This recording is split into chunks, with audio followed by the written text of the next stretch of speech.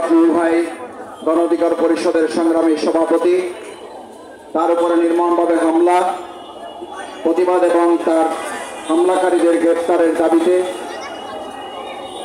এবং বিশেষভাবে আজকে এখানে সমবেত হয়েছে জনগণের উদ্দেশ্যে আওয়ামী লীগের সেই 14 দল এবং জাতীয় পার্টিকে নিবন্ধন বাতিল করে নিষিদ্ধ করা ব্যর্থ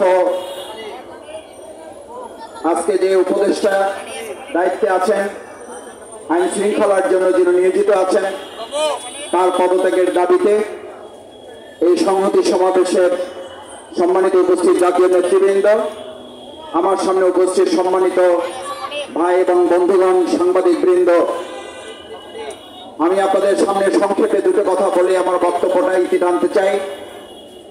আমাদের পক্ষ থেকে মূলত কেন্দ্রীয় নির্বাহী পরিষদের অন্যতম সদস্য, বাংলাদেশ জামাত ইসলামের সংগ্রামী কেন্দ্রীয় সহকারী সেক্রেটারি জেনারেল, বাংলাদেশ ইসলামী ছাত্র শিবিরের সাবেক কেন্দ্রীয় সভাপতি জননেতা জনাব অ্যাডভোকেট এহসানুল মাহবুব জুবায়ের কথা বলবেন।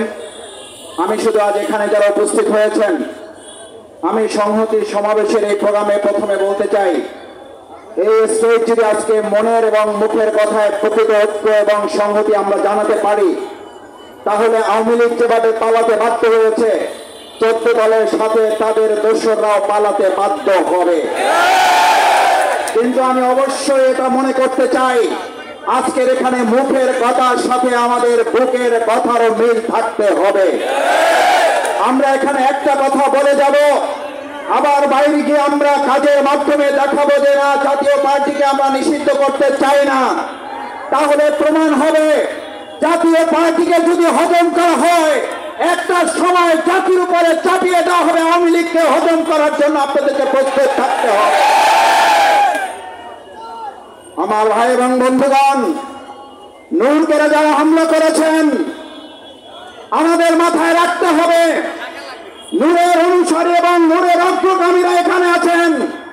আজ নূরকে আক্রান্ত করে যদি তারা পার পেয়ে যায়, শফিকুল ইসলাম মাসুদ সহ আজকের এখানে সংহতির নেতৃবৃন্দ মাথায় যেন রাখে, আপনাদেরকে রক্তাক্ত হওয়ার জন্য প্রস্তুতি নিতে হবে।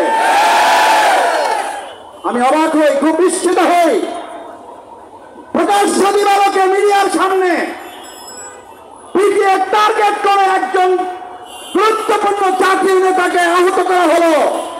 তার জন্য আপনারা যে কমিটি করেন আমার আপত্তি নাই, কিন্তু এতদিনে সেই মিডিয়ার সামনে চিহ্নিত লোকগুলো গ্রেফতার না হওয়া শুধু অশনি সংকেত নয়, এই চূড়াই যোদ্ধাদেরকে রীতিমতো অপমান এবং লাঞ্ছিত করার সামনে আপনারা নূরকে আঘাত করেন নাই, আপনারা আবু সাঈদ মুক্তার পরিবারকে আঘাত করেছেন, আপনারা জুলাইয়ের চেতনাকে আঘাত করেছেন।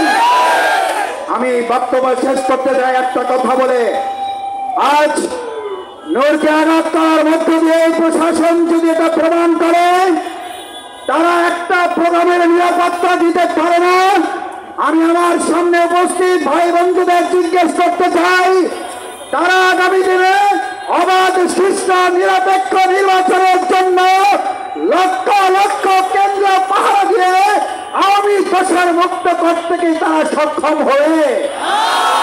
আসুন, বিচার এবং সংস্কারের প্রশ্ন সেই জন্য এসেছিল। আজ এখানে বক্তব্য দেওয়ার কথা ছিল শেখ হাসিনার বিচারের দাবিতে, অথচ আজ আমাদের কথা বলতে হচ্ছে নূরের উপরে হামলাকারীদের বিচারের কথা বলতে। আমাদেরকে আস্তে আস্তে সহনশীল করে ফেলা হচ্ছে। আসুন, সহনশীলতার মাত্রা বাড়লে নির্মম নির্যাতনের মাত্রা বাড়বে। প্রতিরোধ করার জন্য সবাইকে ঐক্যবদ্ধ থাকতে হবে। সেই আহ্বান জানিয়ে আমার কথা শেষ করছি। আল্লাহ হাফেজ। বাংলাদেশ জিন্দাবাদ, গণ অধিকার পরিষদ জিন্দাবাদ, বাংলাদেশ জামাত ইসলামী ঢাকা মহানগরী দক্ষিণ জিন্দাবাদ।